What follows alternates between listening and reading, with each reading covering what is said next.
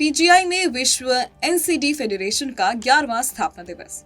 हृदय रोगों से बचाव के लिए लाइफस्टाइल मॉडिफिकेशन पर हुआ जोर। Doctor JS. ठाकुर ने दी चेतावनी, शराब, धूम्रपान और प्रोसेस्ड फूड यानी कि पैकेज्ड फूड बन रहे हैं साइलेंट किलर। सुबह 6 बजे वॉकथॉन से हुई कार्यक्रम की शुरुआत, साथ ही दिया गया स्वस्थ रहने का संदेश। चंडीगढ़ के कम्युनिटी मेडिसिन विभाग और स्कूल ऑफ पब्लिक हेल्थ द्वारा विश्व एनसीडी फेडरेशन के 11वें स्थापना दिवस के उपलक्ष्य में एक भव्य अंतर्राष्ट्रीय सीएमई का आयोजन किया गया। हृदय रोगों से निपटना, एक सार्वजनिक स्वास्थ्य परिप्रेक्ष्य थीम पर आधारित इस कार्यक्रम में स्वास्थ्य विशेषज्ञों ने बढ़ते हृदय रोगों यानी कि सीवीडी पर गहरी चिंता व्यक्त की और बचाव के उपायों पर विस्तार से चर्चा भी की। आज की जो सीएमई है वो लाइफस्टाइल डिजीज़ के ऊपर है, नॉन कम्युनिकेबल डिजीज़। और आज का हमारा विषय है हार्ट डिजीज़ और कार्डियोवैस्कुलर डिजीज़। ये हार्ट डिजीज़ जो हैं एक नंबर 1 किलर हैं कंट्री में, और हमारे नॉर्थ इंडिया में भी नंबर 1 किलर हैं, चाहे वो ग्रामीण क्षेत्र हो या हमारा शहरी क्षेत्र हो। और हमारी टोटल डेथ में से 1/3 डेथ्स जो हैं ये कंट्रीब्यूट करती हैं। बीमारी तो कोई भी ठीक नहीं है, बट ये इनकी एक अच्छी चीज़ ये है कि ये प्रिवेंटेबल है ना, हम बचाव कर सकते हैं। और 70 से 80% जो हैं हार्ट डिजीज़ प्रिवेंट की जा सकती हैं, और उसके लिए हमें अपना जीवन शैली को बदलना होगा।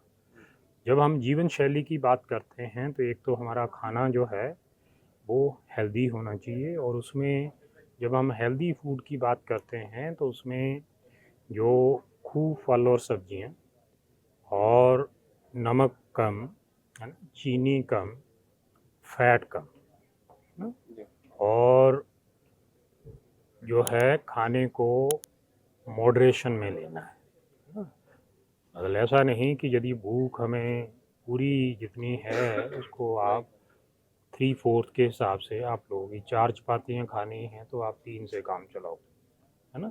दूसरा ये है कि 1 घंटे हमें रोज़ फिज़िकल एक्टिविटी करनी है, चाहे वो सवेरे करो, शाम को करो, या उसको हम जो है वो ये भी कर सकते हैं, आधा घंटा सवेरे कर लिया, आधा घंटा शाम को कर लिया। आम तौर पे लोग ये कहते हैं कि हमारे पास समय नहीं, तो समय ऐसा है जैसे फॉर एग्ज़ाम्पल आप हैं, है ना, आपका काम भी जो है वो काफ़ी हद तक सेडेंटरी है, बट जब इंस्टीट्यूशन में घूम रहे हैं तो आप थोड़ा सा पैदल चलो, है ना। कई बार हमारी कोशिश होती है कि कार जो है हमारी यदि ऑफिस तक ही आ जाए तो उसी को यूज़ करें।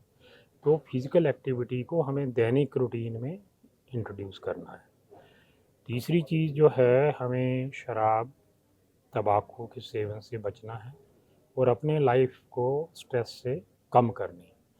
स्ट्रेस कम करने का एक तरीका ये होता है कि प्लान्ड वे में थोड़ा काम करो, हर एक चीज़ को उसकी थोड़ी प्लानिंग के साथ करो तो स्ट्रेस कम होती है ना।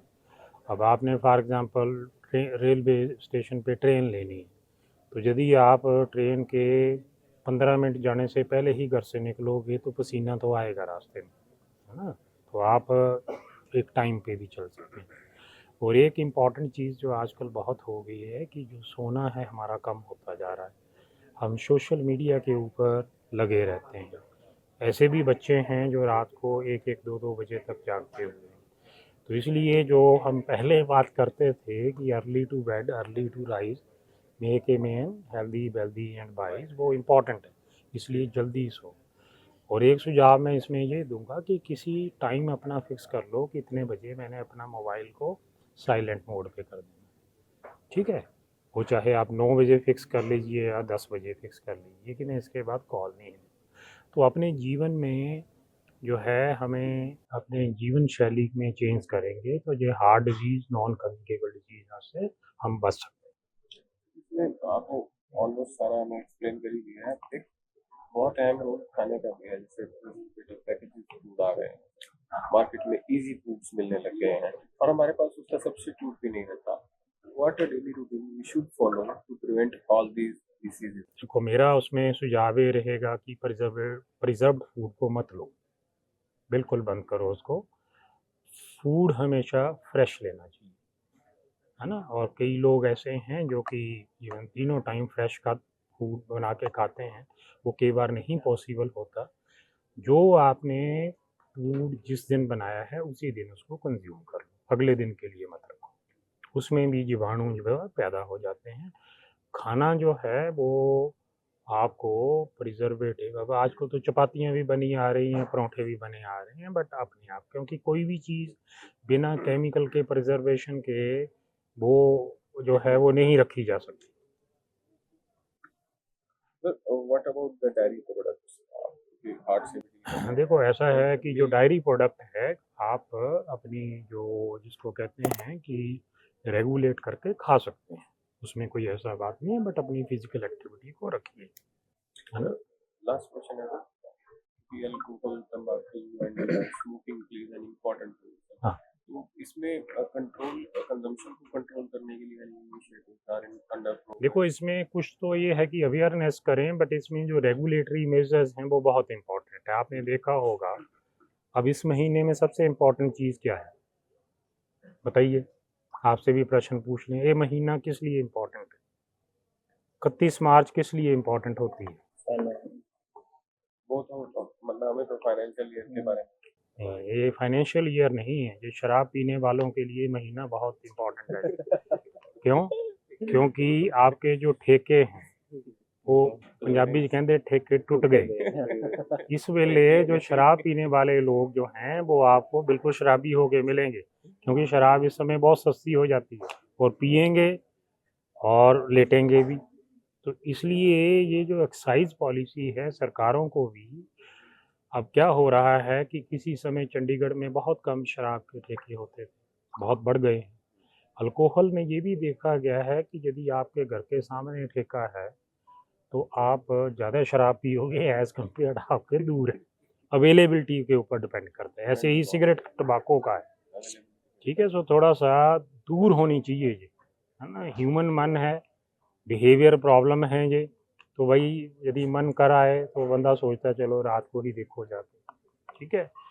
और जिस शहर में एक शराबी और तरह के होते हैं जो सवेरे सवेरे आपको मिलते हैं, है ना, आपने देखा होगा कुछ ठेके सवेरे भी खुले होते हैं, क्यों?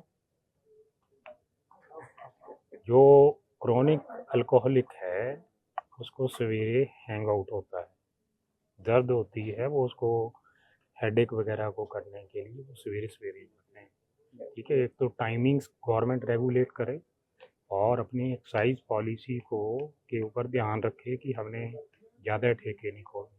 सरकारों का आम तौर पे ये होता है, क्योंकि आपको पता है ऑक्शन होते हैं ठेके, है ना, तो वो रेवेन्यू उससे आता है।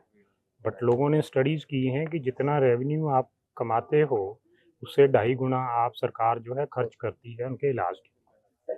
Thank you.